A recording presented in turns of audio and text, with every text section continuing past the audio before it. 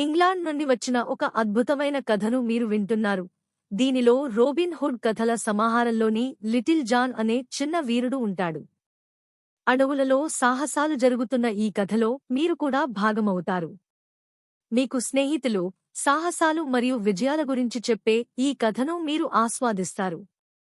మా కథ ప్రారంభమవుతుంది. Little John. రాబిన్ హుడ్ ఒక భారీ ఆకారం కల ఒక వ్యక్తిని కలుసుకుంటాడు. వాళ్ళిద్దరూ ఒక వంతెన మీద కలుసుకుంటారు. ఇద్దరికీ చిన్న గొడవ జరుగుతుంది. ఒక పోటీ పెట్టుకుంటారు. ఇద్దరిలో ఎవరైతే ఇంకొకరిని కిందనున్న వాగులోకి పడేస్తారో వారు గెలిచినట్లు అని పోటీ పెట్టుకుంటారు. అవతలి వ్యక్తి రాబిన్ని వాగులోకి తోసేస్తాడు. అది చూసిన రాబిన్ మనుషులు అవతలి వ్యక్తి మీద పోట్లాటకు వస్తారు.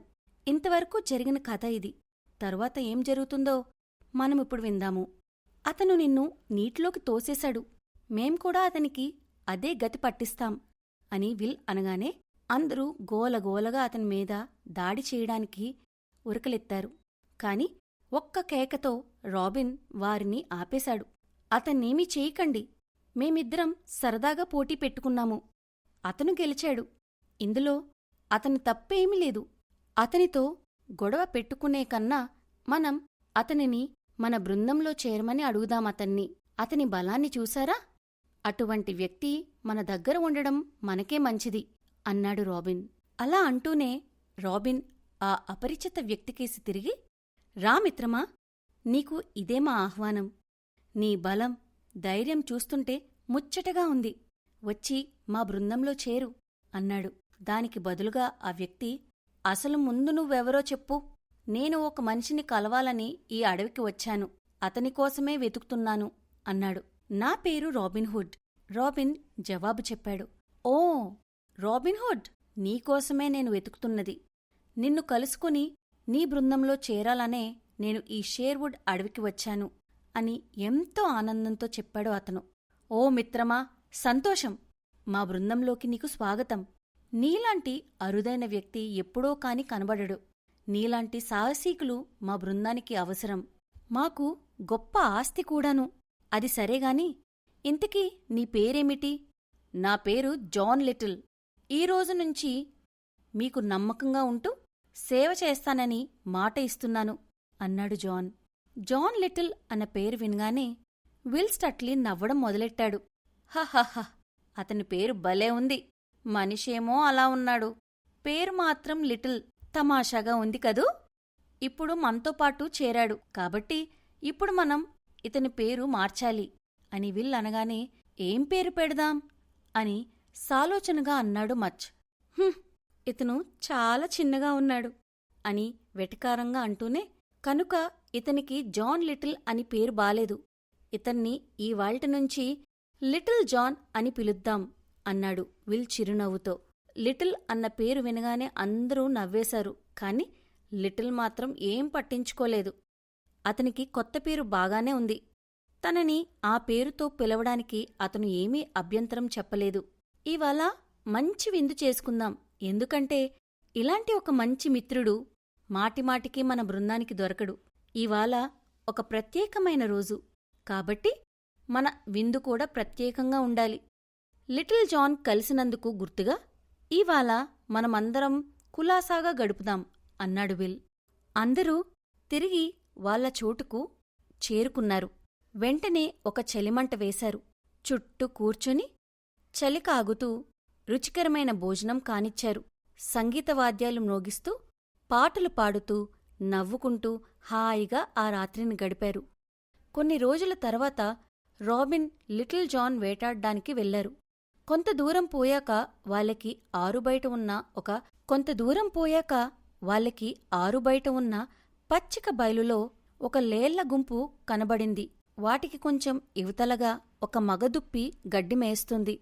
ఆ దుప్పిని కొట్టాలి మనం, దానివైపు వేలు చూపిస్తూ చెప్పాడు రాబిన్. దాన్నెలా తీసుకురావాలో నేను చెప్తాను. గాలి ఈ వైపుగా వీస్తుంది. అందుకని నేను నా ఒంటివాసన ఆ వైపుకు వెళ్లేలా తిరుగుతాను. అప్పుడు అది జాగ్రత్తపడి నానుంచి దూరంగా పారిపోవాలని ప్రయత్నించి నువ్వు నిల్చున్న వైపు వస్తుంది. అప్పుడు నువ్వు దాన్ని తేలికగా కొట్టేయొచ్చు అని చెప్పాడు. రాబిన్ సరే అనగానే జాన్ అక్కడ్నుంచి వెళ్లబోయాడు. హఠాత్తుగా ఆగి ఏమీ మాట్లాడకుండా ఒకవైపు వేలు పెట్టి చూపించాడు. రాబిన్ ఆ వైపు చూడగా అక్కడ ఒక కుర్రవాడు నిలబడి ఉండడం చూసి అతను ఆశ్చర్యపోయారు. అతను గాఢమైన ఎరుపు రంగు బట్టలు వేసుకొని ఉన్నాడు. పొడవాటి విల్లు, బాణాలు చేతిలో పట్టుకొని ఉన్నాడు. అతని భుజాన పొడవైన కత్తి వేలాడుతుంది. అతను కూడా ఆ దుప్పివైపే చూస్తున్నాడు. తన సమీపంలో అలికిడి అవగానే ఆ దుప్పి తలెత్తి అతనిని చూసింది. ఎర్రటి బట్టల్లో ఉన్న అతన్ని ఎప్పుడైతే చూసిందో ఆ దుప్పి కోపంగా కాళ్లతో నేలను తన్నడం మొదలెట్టింది. ఈ కుర్రవాడు ఎవరంటావ్? గుసగుసలాడాడు రాబిన్. ఏమో, నాకు తెలియదు. ఈ అడవిలో నేనెప్పుడూ అతన్ని చూడలేదు. ఆ విషయం స్పష్టంగా తెలుస్తుందిలే. అతని బట్టల రంగు చూసావా? అడవి అంటుకున్నట్లు ఆ రంగేమిటి? అడవిలో ఉండేవాళ్ళు ఆకుపచ్చ రంగు బట్టలు వేసుకుంటారు. ఆకుల్లో, చెట్లల్లో దాక్కోవడం సులభంగా ఉంటుంది అని. ఇతనెవడో పక్కనున్న పట్నం నుంచి సరదాగా తిరగడానికి అడవికి వచ్చినట్లుంది. వీరిద్దరూ ఇలా మాట్లాడుకుంటూ ఉండగానే ఆ కుర్రవాడు చటుక్కున తన విల్లు చేతిలోకి తీసుకొని తన అమ్ముల పొదిలోంచి ఒక బాణం తీసి దానికి పెట్టాడు. అది ఒక్క అరుపు అరవగానే అక్కడెక్కడో మేస్తున్న లేళ్లన్నీ ఒక్కసారిగా పరుగు ప్రారంభించాయి. కొన్ని లేళ్లు దుప్పికి రక్షణ కల్పిస్తున్నట్లు దాని చుట్టూ నిలబడ్డాయి. దాంతో దుప్పిని కొట్టడానికి కొంచెం ఆలోచించవలసి వచ్చింది. అయితే అనుకోకుండా ఆ గుంపులోంచి ఒక లేడీ పరుగున పారిపోవడంతో ఆ దుప్పి దాన్ని రక్షించడానికి యువతలకు వచ్చింది. అలా అంతవరకు లేళ్ల మధ్యలో ఉన్న దుప్పి బయటకు రావడంతో ఆ కుర్రవాడు బాణంతో కొట్టాడు. అలాంటి ఒక్క క్షణం చాలు కదా చంపడానికి. ఆ కుర్రవాడు వదిలిన బాణం గురి తప్పకుండా దుప్పికి తగిలిన మరుక్షణం అది గిలగిలలాడుతూ నేలమీద పడి ప్రాణం విడిచింది.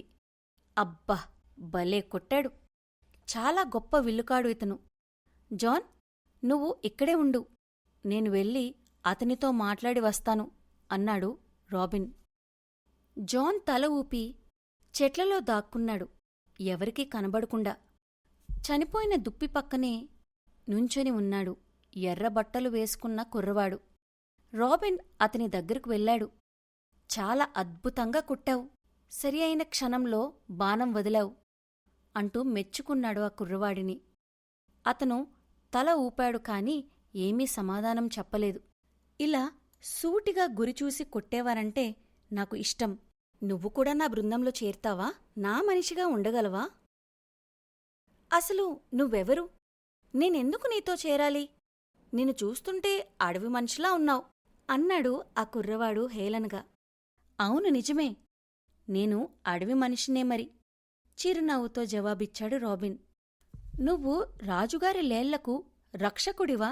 అడిగాడు అతను. అవును, నేను ఈ షేర్వుడ్ అడవికి రాజుని నవ్వాడు. ఓహో, అయినా నా దోవన నన్ను వెళ్ళనివ్వండి. ఇంగ్లాండ్ రాజైనా షేర్వుడ్ రాజైనా నేను పట్టించుకోను అంటూ విక్కిరింతగా మాట్లాడాడు.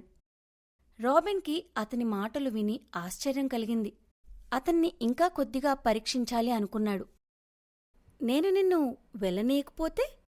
అయితే నా దెబ్బలు తినడానికి సిద్ధంగా ఉండు, ఎర్రబట్టల అబ్బాయి అన్నాడు. ఆ వ్యక్తి అలా నెమ్మదిగా ఉండడం చూసి ఆశ్చర్యపోయిన రాబిన్ అతను ఎలా స్పందిస్తాడో తెలుసుకోవడానికి ఏదైనా ఇంకొంచెం కఠినంగా ఉండాలని నిర్ణయించుకున్నాడు. అదేంటో తెలుసుకోవాలంటే తర్వాతి భాగం తెలుసుకుందాం. సమాప్తం. ఈ కథ మనకు నేర్పే ముఖ్య విషయం ఏమిటంటే, మనం ఎదుర్కొనే సవాళ్లు, కష్టాల నుండి బయటపడటానికి స్నేహం, సహకారం ఎంతో అవసరం. మీరు ఇంకా ఎక్కువ కథలు వినాలనుకుంటే ఆపిల్ లేదా యాండ్రాయిడ్ అప్ స్టోర్స్ నుండి స్టోరీ వేవ్స్ యాప్ను డౌన్లోడ్ చేసుకోండి.